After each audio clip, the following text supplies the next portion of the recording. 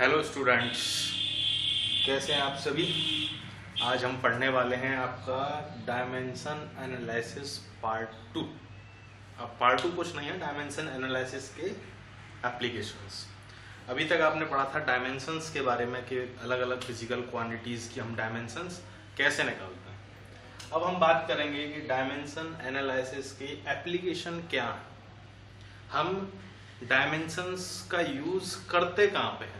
हमें ये तो पता चल गया कि डायमेंशंस आपको दी हैं, लेकिन where we will use these dimensions formulas को। तो देखिए, डायमेंशन एनालिसिस के एप्लीकेशन देखने से पहले सबसे पहले हम जान लेते हैं एक छोटा सा प्रिंसिपल, जिसे हम कहते हैं principal of homogeneity.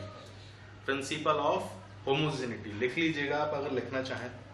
Principal of homogeneity क्या कहता है? प्रिंसिपल ऑफ होमोजेनिटी states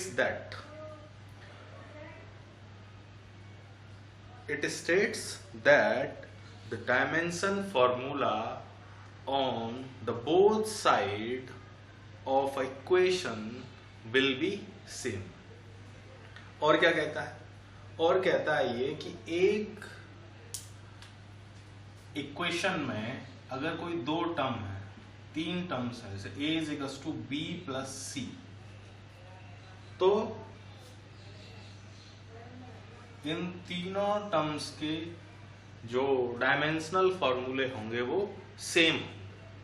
मतलब ये कि ये दोनों ऐड हो रहे हैं बी और सी, तो only those quantities can be added और subtracted which have same dimensions.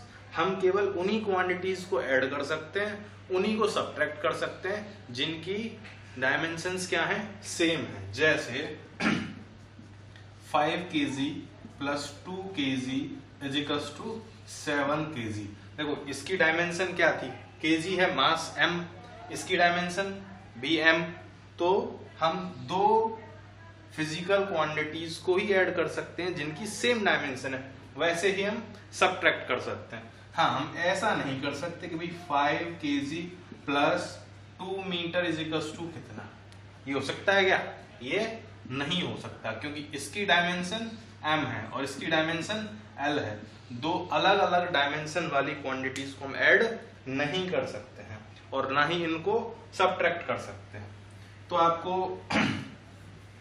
Addition और सब्ट्रैक्शन तो समझ में आया। अगर हम मल्टीप्लिकेशन की बात करें तो देखो, हम मल्टीप्लाई तो कर सकते हैं और डिवाइड भी कर सकते हैं। जैसे आप जानते हो कि स्पीड इज इक्वल्स टू क्या होता है? Distance upon time. और व्हाट इज डिस्टेंस? डिस्टेंस की डायमेंशन क्या होती है? l, और टाइम की क्या होती है? t। तभी तो स्पीड निकल के आता है। तो हम दो अलग अलग फिजिकल क्वांटिटीज जिनकी डायमेंशंस अलग अलग हैं, उनको डिवाइड तो कर सकते हैं, मल्टीप्लाई भी कर सकते हैं, लेकिन क्या नहीं कर सकते? एडिशन और सब्ट्रैक्शन नहीं कर सकते अगर उनकी डायमेंशंस अलग हैं। तो प्रिंसिपल ऑफ होमोजेनिटी क्या कहती है? Principal of homogeneity state that only those quantities can be added or subtracted which have the same dimensions।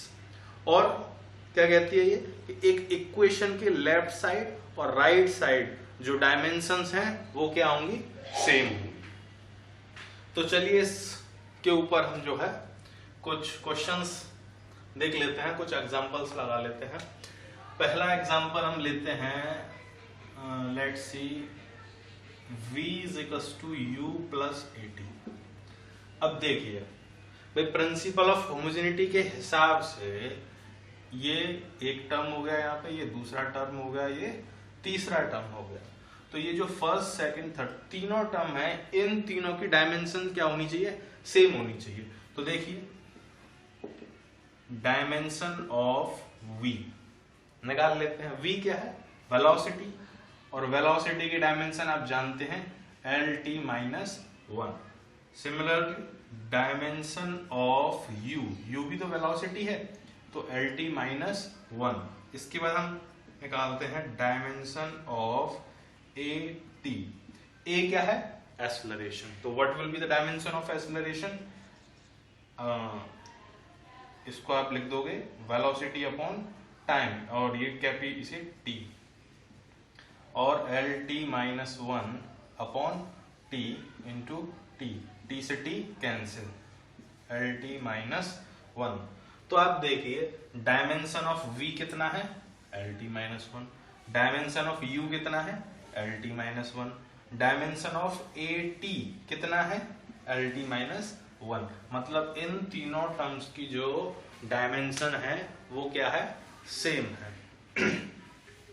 तो आपको ये चीज समझ में आई होगी कि प्रिंसिपल ऑफ होमोजेनिटी के हिसाब से जो दो टर्म ऐड किए जाएंगे, जो दो फिजिकल क्वांटिटीज ऐड की जाएंगी, उनकी डायमेंशंस सेम होंगी और इक्वेशन में LHS साइड और RHS साइड दोनों साइड जो है सेम डायमेंशंस मिलेंगे आपको। अब ये जो प्रिंसिपल ऑफ होमोजेनिटी है, इस पे बेस्ड कुछ क्वेश्चंस आ जाते हैं आपके पास। क्वेश्चंस कैसे मिलेंगे आपको? क्वेश्चंस में आपको ऐसे बोला जाएगा कि आपको कोई इक्वेशन दी है दैट इज डायमेंशनली करेक्ट, वो आपको डायमेंशनली करेक्ट होगी और आपको कुछ वैल्यूज फाइंड आउट करने को दी होंगी, जैसे v is equals to a plus B T. आपको जो है ये एक इक्वेशन दे दी और आपसे कहा गया कि v is equals to velocity and t is equals to time. Find dimension of A and B।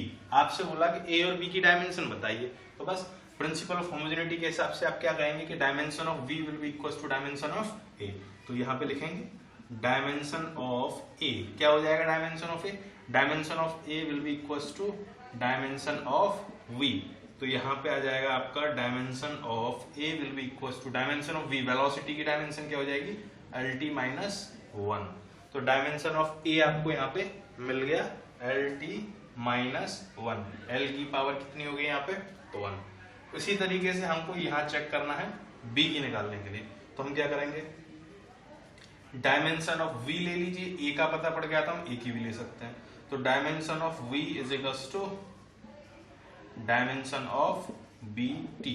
तो देखो डायमेंशन ऑफ V आप जानते हैं LT माइनस 1 और यहाँ पे B और T की डायमेंशन क्या हो जाएगी, T। आपको B की डायमेंशन निकालनी है, तो it will be B is equals to, इस T को इधर डिवाइड लगाएंगे LT माइनस 1 में, तो ये अपॉन में पहुंच जाएगा और यहाँ B is equals to LT minus 2। तो यहां से आपको डायमेंशन ऑफ A और डायमेंशन ऑफ B दोनों ही पता चल गए। अच्छा, नेक्स्ट क्वेश्चन देखते हैं। अगर आपको दिया जाए x is equals to a plus C upon m, लिख लीजिए कॉपी में, x is equals to a plus C upon m, a plus C upon m। अब आपको यहां क्या दिया है, आपको दिया है x is equals to distance, m is equals to mass, then find dimension of a and c। आपसे a की और c की डायमेंशन पूछी है, तो भाई according to principle of homogeneity आप क्या बोलेंगे, dimension of A is equals to dimension of X। तो dimension of A will be equals to dimension of X। What is X? Distance, और distance के लिए dimension क्या होती है, L। तो dimension of A will be L, L की power 1, M की पावर 0 और T की power 0। This will be the dimension of X। Now dimension of C find out करने के लिए हम क्या करेंगे भाई, C अपॉन M की वही डायमेंशन होगी जो डायमेंशन किसकी है, X की। तो here C is equals to M X। तो यहाँ पे dimension of C will be equals to dimension of M, dimension of M will be M, X will be L और T नहीं है तो उसकी पावर हो जाएगी 0। It will be M1 L1 and T 0। कर लीजिएगा फटाफट। इसके बाद हम बात करते हैं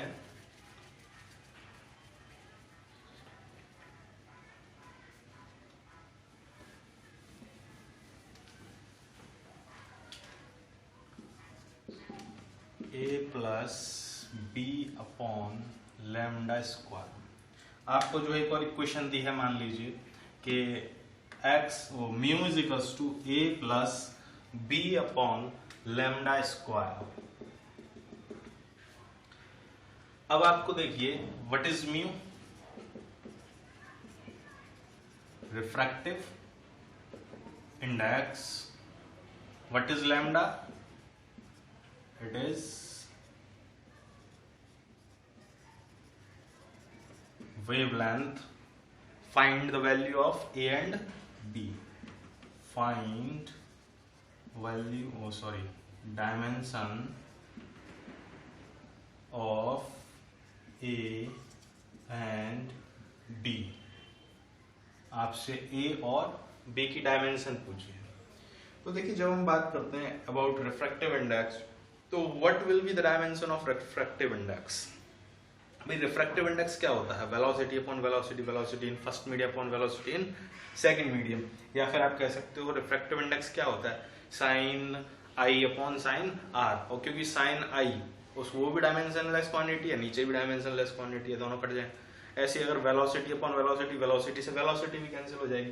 तो इसकी जो डायमेंशन होती है that is m0 l0 t0। तो ए की भी डायमेंशन क्या हो जाएगी,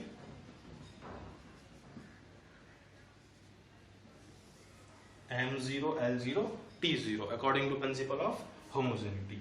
अच्छा यहां देखते हैं भाई b अपॉन लैम्डा का square will be equals to mu.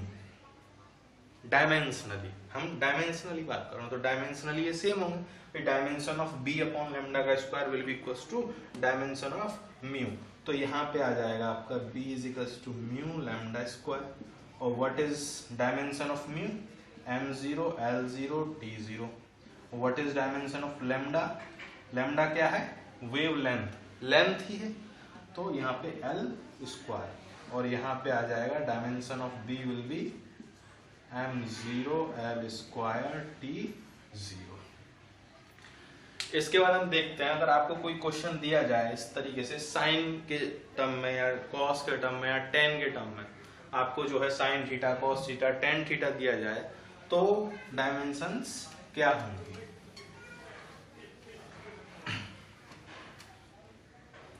मान लीजिए आपको दिया है x is equals to sign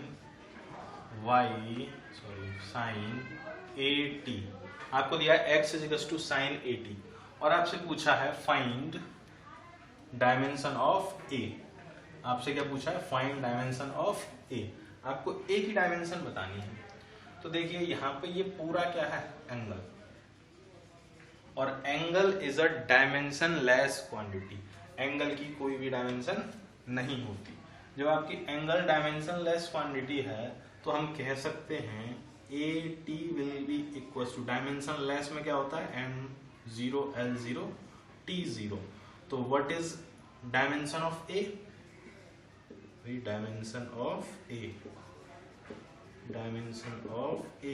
तो dimension of A will be, T दूसरी साइड पहुंच जाएगा, तो m0 l0 t0 and divided by T। तो डायमेंशन ऑफ A निकल के आएगा m0 l0 t minus 1। This will be the dimension of A। Note करते चलिएगा इन सभी को, और जरूरी है कि आप जो है समझते रहें कि मैं बताना क्या चाह रहा हूं। आप जो है रिवाइज इसको रिपीट कर करके फिर से देख लें, अगर कोई छूट जा रहा है लिखने में तो या पॉज कर लीजिए। इसके बाद हम बात करते हैं कि अगर हमको पावर दे रखी हो, पावर के फॉर्म में कैसे, जैसे P is equals to x की पावर a t। आपसे पूछा find the value of a की find the dimension of a की डायमेंशन बताइए। ना तो आपको p दिया है ना ही आपको x दिया है। तो आपको याद रखना है कि power of any physical quantity will always be dimensionless. जो पावर होती है वो हमेशा क्या होगी, डायमेंशन लेस होगी।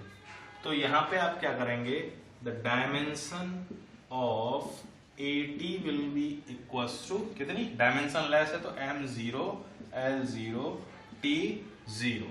तो यहाँ पे A तो एज इट इज रह जाएगा क्योंकि हमको A की निकालनी है, और T को हम दूसरी साइड भेज देंगे, तो it will B M0 L0 T0 and divided by T। तो here dimension of A will B M0 L0 T minus 1। लिख लीजिए।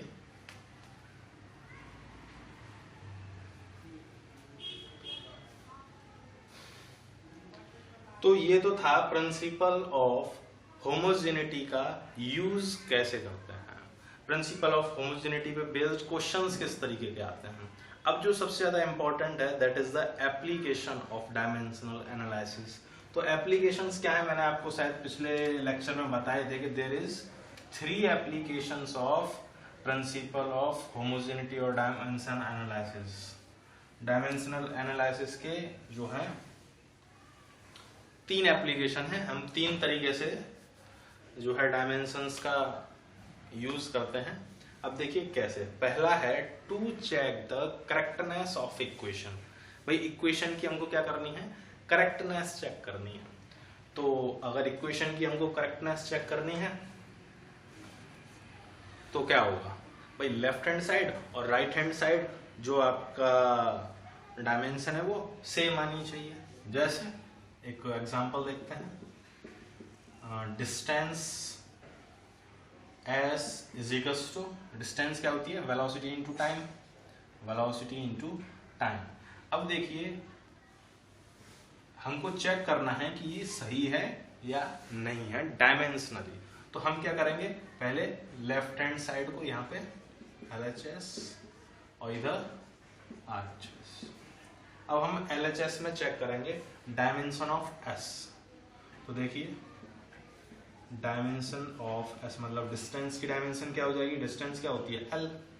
तो this is the dimension of distance, this will B M0 L1 T0।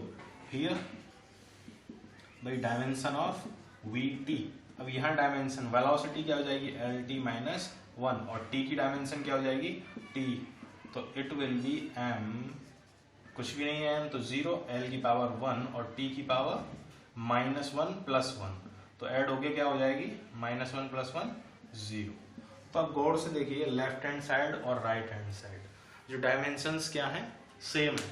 जब दोनों side dimension same है तो हम कह सकते हैं कि this equation is dimensionally correct. चलिए दूसरा एग्जांपल देखते हैं कि अगर आपको दे रखा है P = 2T/R, P = 2T/R। अब इसमें क्या करना, यहां पे P क्या है, प्रेशर, R क्या है, radius, and T is surface tension. ये सब आपको गिवन है और आपसे ये पूछा है कि ये डायमेंशनली करेक्ट है या नहीं है। तो फिर से हम वही चीज करेंगे भाई, लेफ्ट हैंड साइड एक तरफ, तो यहां पे हम P की बात करते हैं भाई, डायमेंशन ऑफ P निकालना। P फॉर प्रेशर, प्रेशर क्या होता है, force per unit area, force per unit area. तो what is the dimension of force, आपको याद हो गया होगा शायद अब तक। The dimension of force will be M1 L1 T-2 and divided by area. Area क्या होता है L²। तो dimension of P will be M1 L-1 T-2। भाई जब पॉजिटिव 2 ऊपर आएगा तो नेगेटिव हो जाएगा, तो +1 और -1, सॉरी +1 और -2 क्या हो जाएगा, -1। अब हम देखते हैं राइट हैंड साइड, यहां पे क्या है 2T/T। अब देखो 2 क्या है आपका, सॉरी 2T/R। तो 2 तो आपका डायमेंशन लेस क्वांटिटी है, 2 की तो कोई डायमेंशन नहीं होगी। तो हम क्या करेंगे T/R को लेंगे, तो देखिए dimension of T upon R क्या हो जाएगा, टी क्या होता है यहाँ पे सरफेस टेंशन। अब आपको सरफेस टेंशन नहीं पता तो आपको याद रखना है कि जो सरफेस टेंशन है that is force per unit length. Surface tension क्या होती है, फोर्स पर यूनिट लेंथ। तो यहाँ देख लेते हैं, फोर्स हो गया MLT -2 अपॉन लेंथ L। तो सरफेस टेंशन का डायमेंशनल फॉर्मूला हो जाएगा M1 L, नीचे भी L ऊपर कट जाएगा तो 0 T -2। तो यहाँ पे हम ऊपर सरफेस टेंशन का डायमेंशनल फॉर्मूला लिखेंगे M1 L0 T -2 और नीचे रेडियस उसका सरफेस उसका डायमेंशन हम क्या रखेंगे L। तो it will be M1 L -1 T -2। तो अब गौर से देखिए, लेफ्ट हैंड साइड हमें क्या डायमेंशन मिली है M1 L -1 T -2 और राइट हैंड साइड भी हमें क्या डायमेंशन मिली है M1 L -1 T -2। तो हम कह सकते हैं कि this equation is dimensionally correct.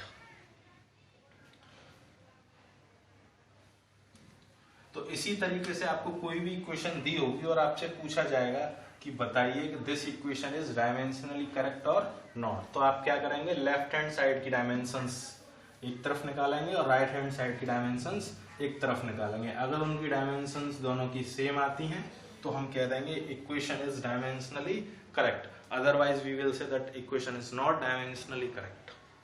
इसके बाद हम बात करते हैं another application of dimensional analysis. Dimensional analysis का अगला एप्लीकेशन क्या है, तो भाई दूसरा एप्लीकेशन ये है कि we can derive relationship between among physical quantities. आपको जो है कोई फिजिकल क्वांटिटी दी है और ये कहा है कि ये इन फिजिकल क्वांटिटीज पर डिपेंड करती है, तो आप क्या कर सकते हैं, उसका रिलेशन ड्राइव कर सकते हैं उनके साथ। और सिंपल सी भाषा में बोले तो आप जो है फॉर्मूला बना सकते हैं। अगर आपको फॉर्मूला याद नहीं है तो आप डायमेंशनल एनालिसिस की हेल्प से क्या कर सकते हैं, एक फॉर्मूला अपने लिए ड्राइव कर सकते हैं। तो देखिए हम किस तरीके से फॉर्मूला ड्राइव करेंगे। मान लीजिए कि आपसे बोला जाए कि E फॉर एनर्जी, कि E depends upon mass and velocity. आपसे क्या बोला है, E जो कि क्या है, energy depends upon mass and velocity. अब आपको दिया है कि E जो है वो मास पे और वेलोसिटी पे डिपेंड करता है, तो मतलब हम यहां लिखेंगे E is directly proportional to m की पावर a। हम क्या करेंगे, पावर अपनी तरफ से यूज करेंगे और E किस पे डिपेंड करता है, वेलोसिटी पे डिपेंड करता है, तो वेलोसिटी की पावर b। और यहां हम लिख देंगे E is directly proportional to m की पावर a v की पावर b। प्रोपोर्शनैलिटी का साइन हटाने के लिए हम एक कांस्टेंट यूज करेंगे k। यहाँ पे जो हम कांस्टेंट यूज कर रहे हैं that will B dimension less constant, उसका कोई भी डायमेंशनल फॉर्मूला नहीं होगा। तो ये हो जाएगा m की पावर a एंड v की पावर b। अब आप गौर से देखेंगे कि dimension of e will be equals to dimension of m की पावर a v की पावर b। तो देखिए डायमेंशन ऑफ E क्या है, एनर्जी, और एनर्जी की डायमेंशन क्या होती है अगर आपको याद नहीं है तो आप लिखेंगे फोर्स इनटू डिस्प्लेसमेंट। वही जो वर्क की होती है वही एनर्जी की होती है, तो इट विल बी MLT -2। ये तो होगी फोर्स की, और डिस्प्लेसमेंट की क्या होती है, L। अच्छा, यहाँ पे हम बात करते हैं K की तो कोई डायमेंशन नहीं होगी, M की डायमेंशन क्या होगी, कैपिटल M पावर A। उसके बाद वेलोसिटी की डायमेंशन क्या होगी, L/T। आप इसे लिख लीजिए L/T, और पावर क्या है, B। तो यहां पे आपको मिल जाएगा m1l2 t माइनस 2, m1l यहाँ और ये l तो l2 और t minus 2 will be equals to m की पावर a l की पावर b और ये t ऊपर आके -1 हो जाएगा तो t की पावर -b। अब आप क्या करेंगे, कंपेयर करेंगे। क्या कंपेयर करेंगे भैया, m की पावर क्या है 1 और यहाँ m की पावर क्या है a, तो हम कहेंगे a will be equals to 1, तभी तो ये डायमेंशनली करेक्ट होंगे। ऐसे ही b इज इक्वल्स टू 2 और यहाँ -b इज इक्वल्स टू -2, तो यहाँ से भी b इज इक्वल्स टू 2 आपको मिल जाएगा। अब आप क्या करेंगे, ये जो इक्वेशन बनाई थी आपने इसको फर्स्ट बोल दिया, तो पुट इन फर्स्ट। आप a की और b की वैल्यू को फर्स्ट इक्वेशन में रख देंगे, तो e इज इक्वल्स टू क्या हो जाएगा, k m की पावर a थी तो a की जगह 1 और b की पावर v की पावर b थी तो ये हो जाएगा v की पावर 2। तो आप लिख सकते हो e is equals to k mv square, और आप जानते हैं k जो कांस्टेंट है, डायमेंशनलेस कांस्टेंट, इसकी वैल्यू होगी यहाँ पे 1/2। k की वैल्यू क्या होगी 1/2। अगर आपको पता है तो ठीक, अगर आपको नहीं पता तो कोई बात नहीं, आप जो इसे यहीं पे छोड़ देंगे, ये सही रहेगा। तो e इज इक्वल्स टू हम यहाँ लिखेंगे 1/2 mv स्क्वायर। तो देखिए ये किसका फॉर्मूला होता है आपका, this is the formula of kinetic energy. किसका फॉर्मूला है ये, काइनेटिक एनर्जी का। तो काइनेटिक एनर्जी का जो फॉर्मूला है वो हमने ड्राइव किया है with the help of dimension analysis.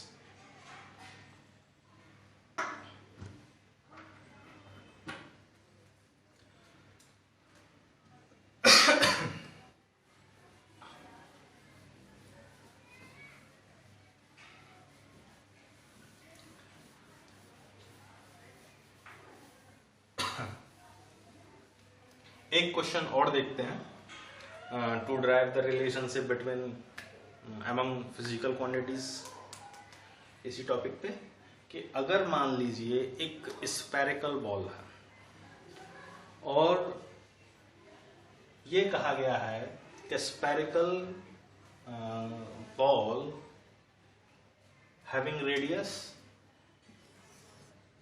r, जो स्फेरिकल बॉल है उसकी रेडियस कितनी है r, and that is moving downward with terminal velocity v in fluid.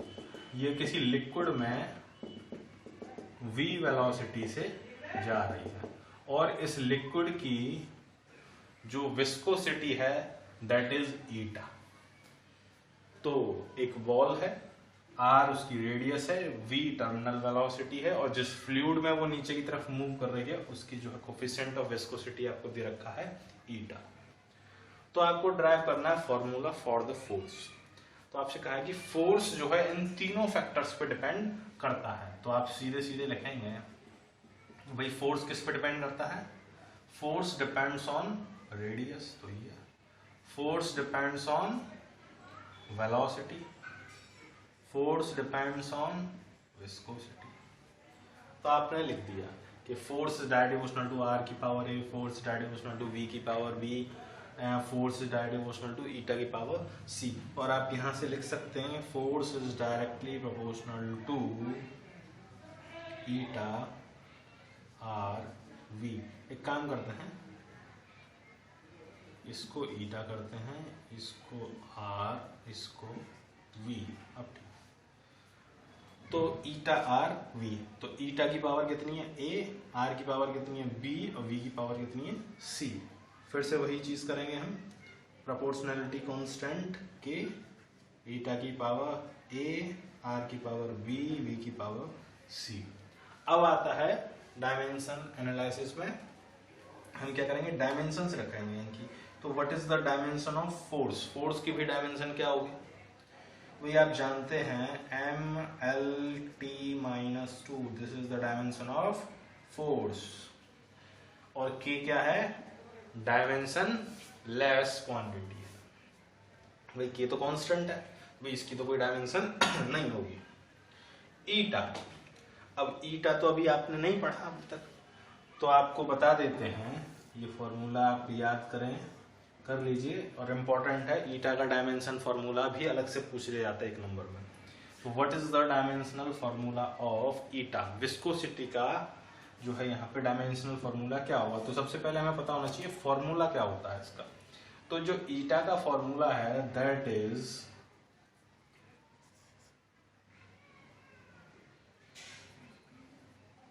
F is equals to eta A dV/dx। तो ये फॉर्मूला होता है F is equals to eta A dV/dx, where dV is velocity और dx क्या है, distance. तो यहां से आप ईटा निकाल सकते हो, eta will be F dx/a dV। तो ईटा की डायमेंशंस क्या हो जाएगी, F की डायमेंशन mlt-2 और डिस्टेंस l, और यहाँ हो जाएगा l स्क्वायर, और ये हो जाएगा lt-1, और यहाँ से आ जाएगा m1 l स्क्वायर से कट जाएगा तो l-1, और ये ऊपर आ गया प्लस, तो t-1। तो यहाँ से हमको ईटा की जो है डायमेंशन पता पड़ गई, that is m1 l-1 t-1। अच्छा, इसकी पावर कितनी है, a। What is r, distance है ये तो, l की power b। What is v, velocity है, lt-1, इसकी पावर क्या हो जाएगी, c। अब देखिए m1 l1 t-2, here ma l minus t-a, और ये हो जाएगा lb, ये lc t-c। अब आप क्या करेंगे यहाँ पे, m1 l1 t-2, अब आप इन सभी की पावर्स को जोड़ देंगे। जैसे यहाँ m है तो m तो एक ही जगह है, तो यहाँ m की पावर a। अच्छा, l की बात करते हैं, यहाँ पे l है, यहाँ पे l है, यहाँ पे l है, तो l मल्टीप्लाई होगा तो इसकी पावर -a, और यहाँ पे प्लस b, और यहाँ पे प्लस c। ऐसे ही t यहाँ पे है और यहाँ पे है, तो t की पावर क्या हो जाएगी, -a -c। अब हम क्या करेंगे, कंपेयर करेंगे। तो देखिए m की पावर क्या है, 1, और m की पावर a, m की पावर 1, तो हम कह देंगे a will be equals to 1। तो आपको a की वैल्यू मिल गई। इसके बाद हम बात करेंगे ये t को देख लेते हैं, क्योंकि a की वैल्यू हमें मिली है तो यहाँ से c की वैल्यू भी मिल जाएगी। तो what is this next, -a -c, ये t की जो पावर है वो किसके बराबर होगी, -2 के बराबर। तो a की value -1 -c is equals to -2, -1 + 2 इधर हो जाएगा, और ये उधर जाएगा c, तो ये -1 + 2 क्या हो जाएगा, 1। तो यहाँ से हमको c की वैल्यू भी मिल गई, c will be equals to 1। अब हमारे पास क्या रह गया है निकालने के लिए, d। तो इसे भी कर लेते हैं, इसकी पावर कितनी है, -a + b + c is equals to कितनी है पावर, 1। तो आप a की वैल्यू रखेंगे 1, b की वैल्यू रखेंगे, b तो निकालना है, और c की वैल्यू रखेंगे 1। तो देखिए +1 -1 कट जाएगा, और b इज इक्वल्स टू 1। तो आपको यहाँ क्या मिला, a is equals to 1, b is equals to 1 and c is equals to 1। तो जब आपको ये तीनों चीजें a b c तीनों की वैल्यू मिल गई, तो इसको आपने क्या बोला था, फर्स्ट, इसी में आप लिख देंगे, क्या लिखेंगे, f is equals to k, eta की पावर कितना है, a, और a की वैल्यू 1। तो छोड़ देते हैं r की वैल्यू b, और तो ये क्या हो गया आपका relation, f will be equals to k eta r v।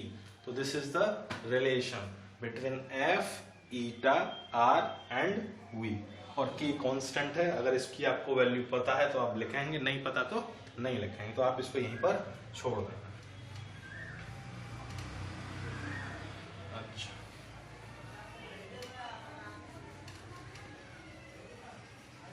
ये तो थे आपके अब तक के दो एप्लीकेशंस। एक एप्लीकेशन में हम चेक करते हैं कि वेदर इक्वेशन इज करेक्ट और नॉट, और दूसरा एप्लीकेशन में हमने क्या देखा कि अगर आपको कोई फिजिकल क्वांटिटी जो है अदर फिजिकल क्वांटिटीज पर डिपेंड्स कर रही है तो हम उनके बीच में रिलेशनशिप को किस तरीके से ड्राइव कर सकते हैं। तीसरा क्या कहता है भाई, तीसरा एप्लीकेशन कहता है कि अगर आपको जो है कोई फिजिकल क्वांटिटी किसी एक सिस्टम में दे रखी है, then find out that physical quantity in the other system of unit. तो आपको to convert physical quantity from one system of unit to another, आपको एक सिस्टम से दूसरे सिस्टम में क्या करना है, उस फिजिकल क्वांटिटी की यूनिट को कन्वर्ट करना है। अब एक सिस्टम से दूसरे सिस्टम में किस तरीके से, भाई आप जानते हैं एक सिस्टम है MKS और दूसरा सिस्टम है CGS। तो अगर कोई फिजिकल क्वांटिटी इस सिस्टम में दी है MKS में और हमसे कहा जाए भाई MKS से उसे कन्वर्ट कर दो CGS में, तो आप किस तरीके से कन्वर्ट करोगे। तो आपको एक चीज तो मैंने पहले बताई थी मेजरमेंट में, क्या बताया था मेजरमेंट में, कि अगर कोई फिजिकल क्वांटिटी Q है तो that will be equals to N1 U1 और it will be equals to N2 U2।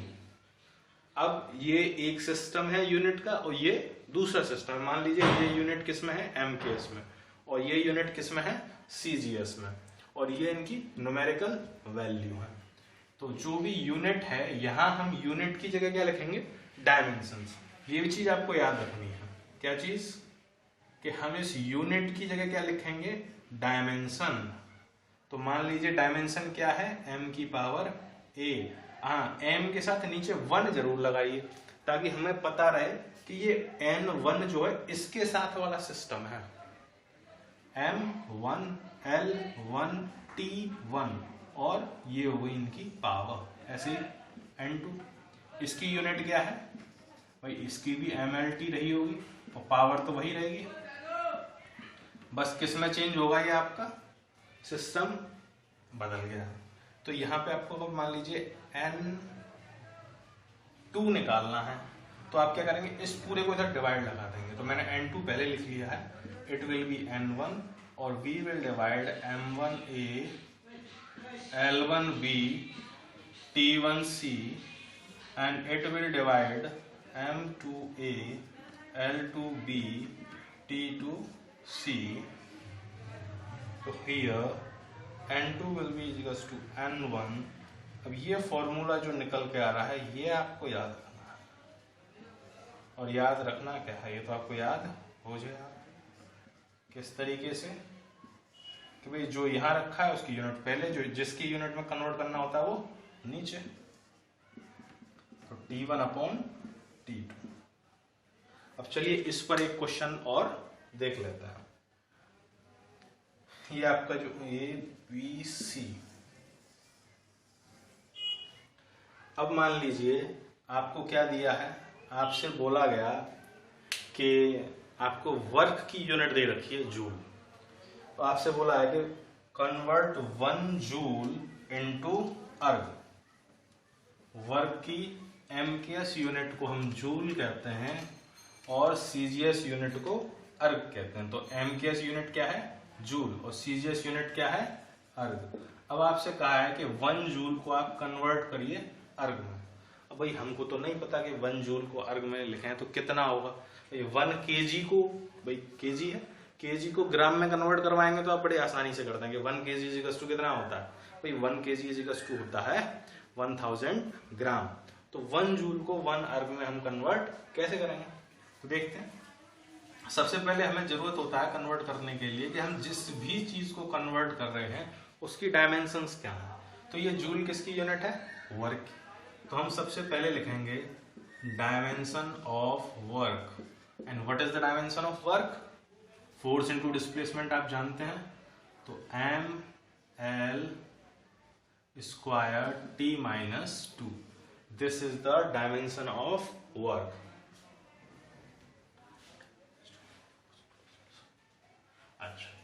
तो अब देखिए जब आपको डायमेंशन ऑफ वर्क पता पड़ गई तो M1, तो यहां से आप सीधे सीधे लिखेंगे A is equals to 1, B is equals to 2 और C इज इक्वल्स टू -2, देखो MLT।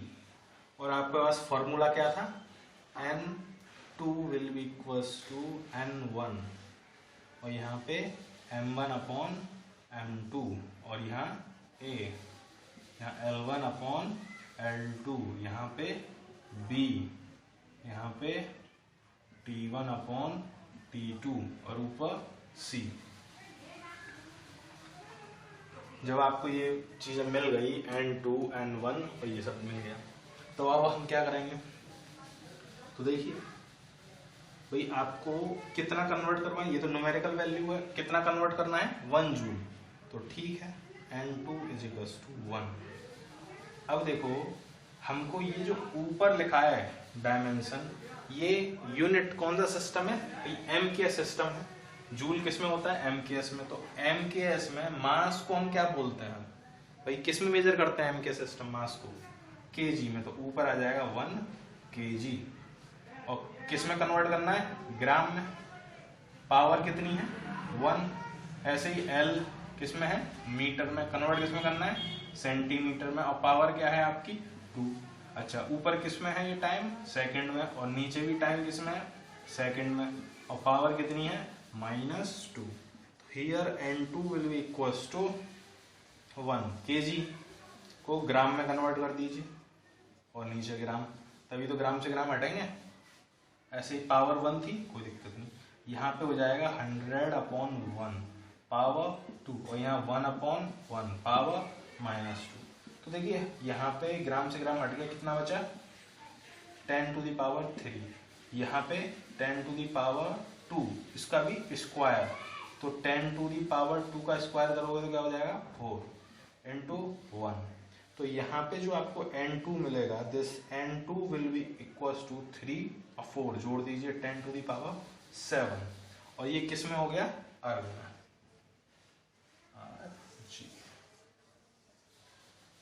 ये N2 जो आपने निकाला है वो मैग्नीट्यूड निकाला है अभी, तो आप यहाँ लिख सकते हैं भाई 1 जूल इज इक्वल्स टू कितना 10⁻7 अर्ग। आप लोग जो हैं सभी क्वेश्चंस को एक बार अपने आप करके देखें तो जो है आपको अंदाजा हो जाएगा कि आपने कितना सीख लिया। आज के लिए इतना ही, धन्यवाद।